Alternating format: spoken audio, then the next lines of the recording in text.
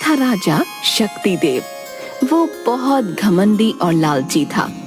वो शक्ति और संपत्ति दोनों तरह से बहुत समृद्ध था। मल्ल युद्ध हो, तीरंदाजी हो, तलवार भांजना हो या भाला फेंकना, वो सभी में बहुत कुशल था। कोई अन्य राजा उसका सामना नहीं कर पाता था। इसलिए शक्ति देव को जो राज्य लाभकारी लगता वो उस पर आक्रमण करके उसे अपने राज्य में मिला लेता या उसके राजा को अपने अधीन करके भारी कर लगा देता। शक्ति देव को अपने कौशल पर बहुत घमंड था। वो सभी को अपने से तुच्छ समझता था। एक बार की बात है, शक्ति देव अपनी सेना का मुआयना कर रहा था। महाराज, ये आपकी सेना है, इसका मुकाबला कोई नहीं कर सकता। और मेरा मुकाबला कोई कर सकता है क्या? महाराज, आपका क्या कहना? आप जैसा बहादुर और पराक्रमी राजा पूरे वर्तमान में कोई नहीं। सही कहा तुमने। मेरी एक बात सदैव याद रखना, वो राजा ही सब पर राज कर सकता है जो किसी से ना डरे, किसी से भी नहीं। महाराज, मैंने आपको देखा है, आप सच में किसी से नहीं डरते, चाहे आपके सामने कोई भी हो। पूरे संसार में केवल एक व्यक्ति को छोड़कर मुझे कोई नहीं डरा सकता। महाराज, वो कौन है? मेरे पिता के मित्र और मेरे गुरु राजा प्रताप। मैंने जो कुछ सीखा है उन्हीं से सीखा, पर वे अब न जाने कहां हैं। मैं कुछ समझा नहीं महाराज। मंत्री, मैंने सभी विद्याएं राजा प्रताप से सीखी हैं। वे मेरे पिता के बहुत अच्छे मित्र थे। उनके सामने कोई नहीं टिक सकता था। मैं सदैव उनके जैसा बनना चाहता था। एक रात वे अपने महल में सोए और सुबह वहां नहीं मिले। उसके बाद उनका कभी कुछ पता नहीं चला। हो सकता है दुश्मनों के किसी षड्यंत्र का शिकार हो गए हो। मेरा मतलब है कि उनका अपहरण करके उन्हें मौत के घाट। मंत्री, अपना मुंह बंद ही रखो। क्षमा महाराज, क्षमा। राजा प्रताप वो व्यक्ति हैं जिनसे उनकी मर्जी के बिना हवा तक उन्हें नहीं छू सकती। इंसान तो बहुत दूर की बात है। तो वो कहां चले गए महाराज? ये तो वही जाने। तभी एक द्वारपाल आता है। महाराज की जय हो। महाराज, एक दूत संदेश लेकर आया है। राजमहल में राजा अपने सिंहासन पर बैठ जाता है। मंत्री उसके पास खड़ा है। एक दूत हाथ में संदेश लिए आता है। तुम अपना परिचय देकर बताओ कि क्या संदेश लाए हो। महाराज, मैं आपके राज्य की सीमा से लगे 7वें राज्य चमंघा के राजा चमननाथ का दूत हूँ।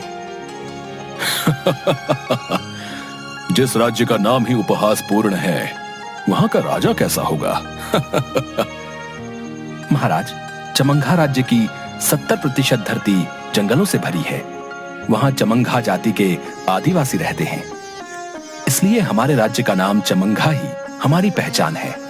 ठीक है, ठीक है, ज्यादा बातें मत बनाओ। महाराज को बहुत काम है। क्या संदेश लाए हो? महाराज, हम जड़ी बूटियों का व्यापार करते हैं। आपके राज्य में व्यापार करने की अनुमति चाहते हैं। उसके लिए तो कर देना पड़ता है। जितना भी व्यापार करोगे, तुम्हें राज्य के खजाने में 30% कर जमा करना होगा, अन्यथा मेरे राज्य से व्यापार के बारे में सोचना भी नहीं। जी महाराज। कहकर वह चला जाते। कुछ दिनों बाद मंत्री राजा को राजकाज संबंधी बातें बताते हैं। महाराज, हमारे किसानों से अधिक कर की उम्मीद करना व्यर्थ है। उनकी फसलें वर्षा की अनियमितता के कारण खराब हो रही हैं। सबसे अधिक कर किस क्षेत्र से आ रहा है? जड़ी बूटियों से महाराज। वो राज्य है ना चमंघा, उसका व्यापार यहाँ बहुत चल रहा है। मंत्री राजा के हाथ में वही खाता देकर सब समझाता है। राजा ध्यान से समझता है। राज्य तो छोटा सा है, इतना कर हमें दे रहा है तो इसका खजाना कितना होगा? वो राज्य तो सोने की मुर्गी है। अगले दिन राज्य सभा में सेनापति आता है। शक्ति देव उसे कुछ निर्देश देता है। जैसी आपकी आज्ञा महाराज। चमंघा राज्य पर कल आक्रमण हो जाएगा। मुझे वो राज्य हर हाल में चाहिए। जी महाराज। सेनापति के वहां से जाने के बाद ये क्या महाराज, चमंघा हमें सबसे अधिक कर देता है, फिर आक्रमण क्यों? चमंघा सोने की मुर्गी है। ये मुर्गी मेरे सिवा किसी और की नहीं हो सकती। जी जी जी महाराज। मंत्री, तुम नहीं समझोगे, इसलिए तो मैं राजा हूं और तुम मंत्री।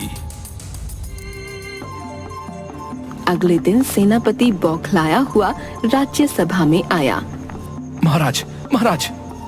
अरे सेनापति, तुम इतना घबराए हुए क्यों हो? वो क्या बात है? मेरे सेनापति होकर Buy and sell shares easily with Angel One. ₹0 brokerage on delivery. क्या बात है? मेरे सेनापति होकर इतना क्यों घबराए हुए हो?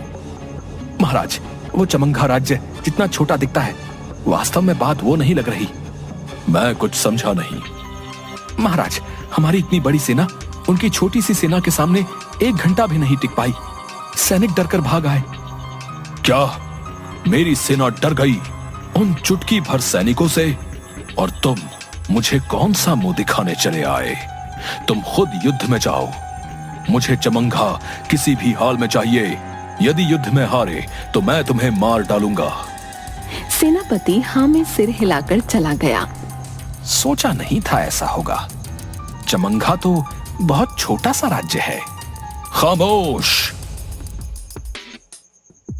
अगले दिन सभा में शक्तिदेव कुछ पत्रों को देख रहा था।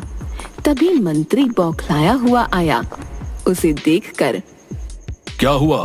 तुम्हारा चेहरा क्यों उतरा हुआ है? एक बुरी खबर है महाराज। कैसी बुरी खबर?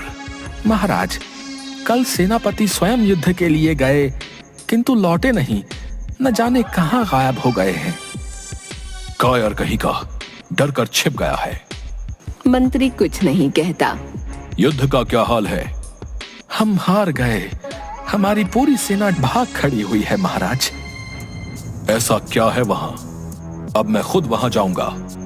महाराज, आप जहां शक्तिदेव हो वहां राज्य कभी हार नहीं सकता। सेना एकत्रित करो। अब नेतृत्व मैं करूंगा। शक्तिदेव हाथ में भाला पकड़े, कमर में तलवार लटकाए, अपनी सेना के साथ घोड़े पर बैठकर युद्ध के लिए निकला।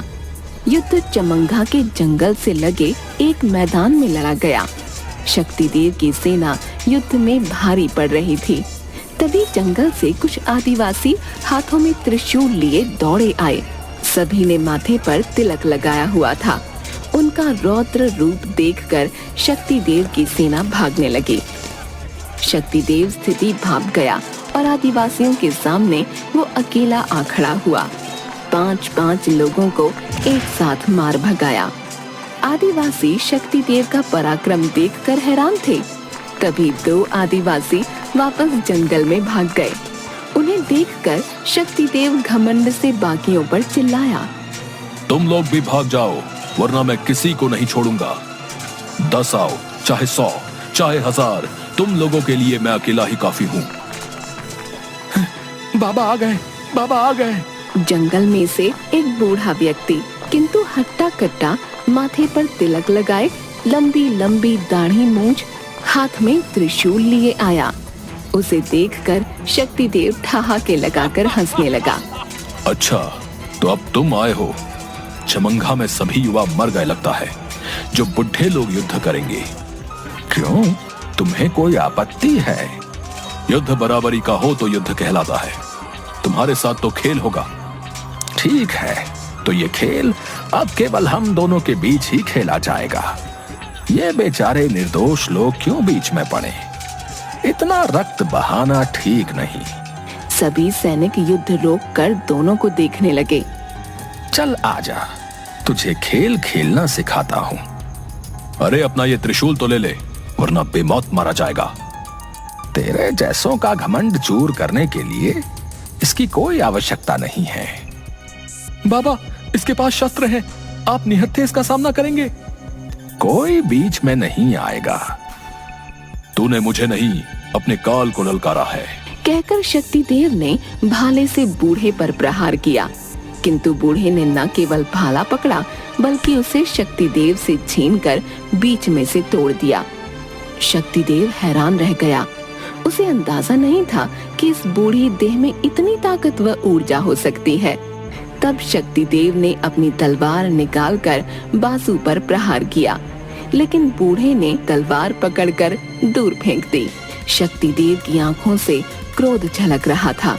उसने बूढ़े का हाथ पकड़कर मोड़ना चाहा, लेकिन उसने पलटकर उसे ऐसा धक्का दिया कि शक्ति देव के लिए संभलना मुश्किल हो गया। सभी लोग जोर से हंसने लगे।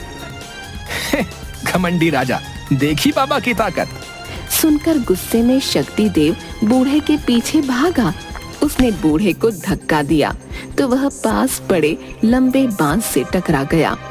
बूढ़ा बांस खड़ा करके उसके एक सिरे को पकड़कर एक छलांग में पास लगे बड़े से पेड़ पर पहुंच गया। ओ शक्ति देव, सोच क्या रहा है?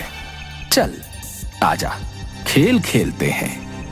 बांस के सहारे छलांग लगाकर पेड़ पर पहुंचने की कला शक्ति देव को नहीं आती थी। वह पेड़ पर चढ़ने की कोशिश करने लगा। तभी बूढ़ा कूद कर नीचे आ गया। चल अब आजा, तेरा काम आसान कर दिया। शक्ति देव ने भागकर तलवार उठाई और बूढ़े पर वार किया। तब बूढ़े ने एक हाथ से उसकी तलवार पकड़ी और दूसरे से गर्दन, और उसे अपने साथ बच्चों की तरह कुदाने लगा। क्यों बच्चे, और खेलेगा? बच गया ना बाजा। शक्ति देव की नजरें बूढ़े की आंखों पर टिक गईं और वह उनमें खो गया। कुछ क्षण के लिए उसकी आंखों के सामने से सब कुछ ओझल हो गया। उसे केवल उड़ती हुई धूल दिखाई दी। ऐसा लगा जैसे आंधी आई हो, और फिर सब सामान्य हो गया। शक्ति देव को याद आया कि यह विद्या तो केवल राजा प्रताप जानते थे। उन्होंने शक्ति देव को बचपन में एक बार ऐसा अनुभव कराया था, और उसकी यह विद्या सीखने की जिद करने पर भी राजा प्रताप ने उसे यह नहीं सिखाई। शक्ति देव बूढ़े के पैरों में गिर पड़ा। बाबा, मुझे क्षमा कर दीजिए, मैं आपको पहचान नहीं पाया। अब समझे मैंने तुम्हें ये विद्या क्यों नहीं सिखाई थी। मुझे भी स्वयं पर बहुत घमंड हो गया था, इसलिए मैं चुपचाप राजसी जीवन त्याग कर यहाँ आ गया। रक्तपात से घृणा हो गई है। अगर आज भी मातृभूमि की रक्षा का प्रश्न ना होता तो मैं कभी तुम्हारे सामने नहीं आता। जी बाबा, मुझे अपनी गलती का अनुभव हो गया है। उसके बाद सभी जंगल में स्थापित शिव प्रतिमा के सामने खड़े होकर पूजा करते हैं और हर हर महादेव के नारों से वातावरण गूंज उठता है।